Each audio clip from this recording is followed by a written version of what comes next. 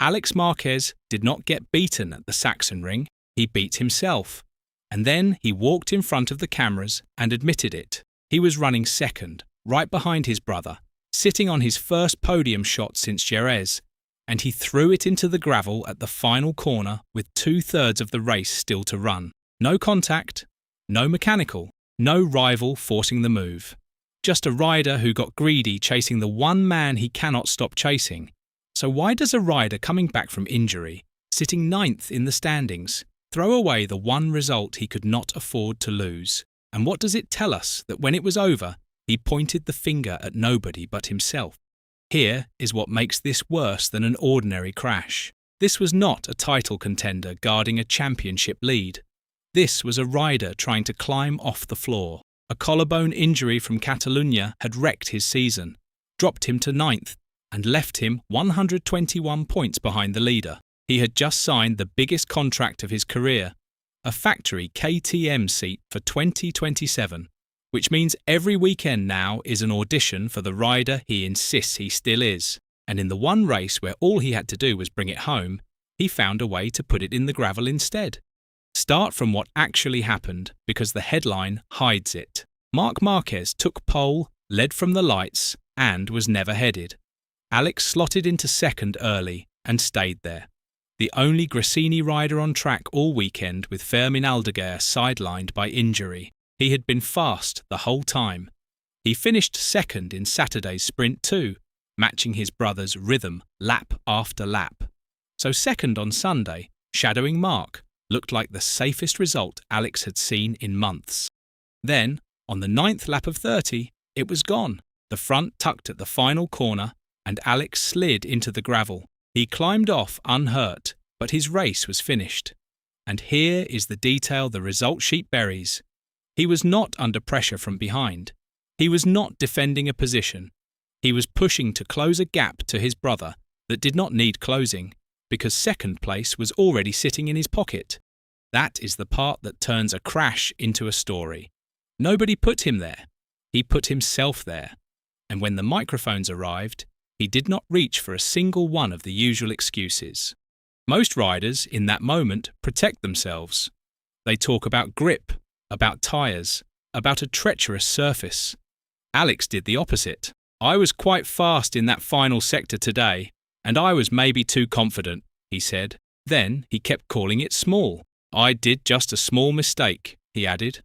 Small mistake, but quite painful. Small.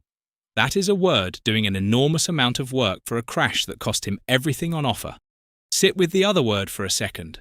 Confident. Not overwhelmed, not rattled, not hunted down. Confident. He was not cracking under the weight of his brother in front of him.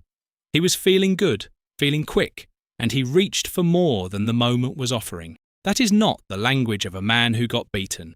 That is the language of a man who beat himself. Now, here is the part almost everyone skipped over. Marc did not need any of it. He was gone from the opening lap, pulling clear, cruising to a start to finish win from pole. Alex going down behind him changed nothing about the result up front. So the idea that Alex handed his brother the German Grand Prix does not survive one look at the timing screen. He handed him nothing. Marc had already won it. The only person Alex cost anything was Alex. And it gets worse, because Alex was not even at full fitness when he binned it. "I'm too stiff on the bike, so I put too much weight on the front. I also think that was a reason for my crash," he admitted. So the front was already overloaded, already on the edge, before he asked anything extra of it. He knew the surface was tricky too. It's true that the grip level was a little bit lower today, and everything was more tricky, he said, and he had already watched the warning go up in front of him. Fabio Di Gianantonio had crashed out of 5th a few laps earlier. Proof the track was punishing anyone who asked too much of it. Alex saw all of it, sat second, and asked for more anyway. And the setting made it sharper. He was riding a one-off tribute livery, the Movistar colours Seta Gibernau wore when he won this exact race in 2003, stealing it from Valentino Rossi at the final corner. Gresini brought those colours back for its 30th anniversary. Gibernau won it at the last corner. Alex lost his at the same one.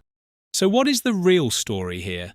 If it is not pressure and it is not the bike, it is a pattern and it is an uncomfortable one. Every time Alex gets Marc genuinely in his sights, the risk climbs and the crashes follow. Chasing his brother does not lift Alex.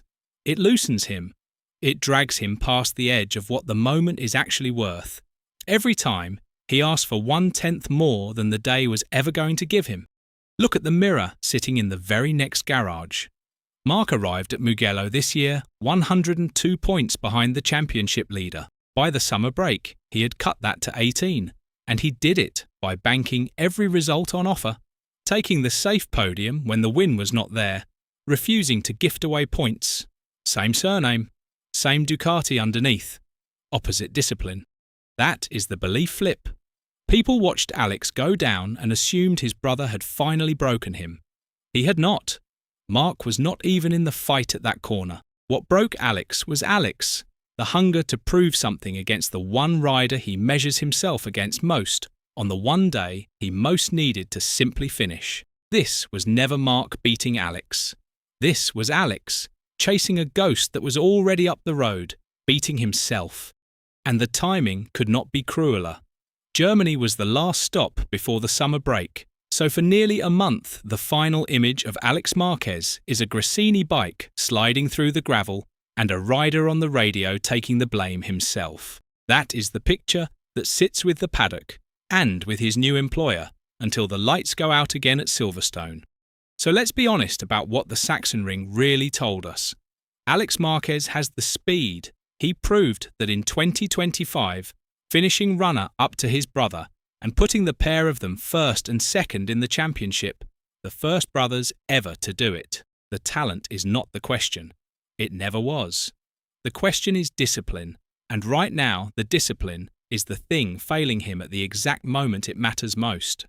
Because a factory KTM is waiting for him in 2027, and factory teams do not sign riders for raw pace alone. They sign riders who deliver week after week on the days the win is not there. A crash out of second in a comeback race, in a season already lost to injury, is the last message he wanted to send them. Marc did not beat Alex in Germany. Alex's need to catch Marc beat Alex. And until he learns to stop chasing the one man he cannot outchase, the fastest way for Alex to lose will keep being the thing he does to himself. So the real question was never whether Marc has Alex's number. It is whether Alex can stop handing it to him. Do you think Alex Marquez beat himself at the Sachsenring, or did his brother beat him? Let us know in the comments below. And once you do that, make sure to click on the video appearing on your screen right now.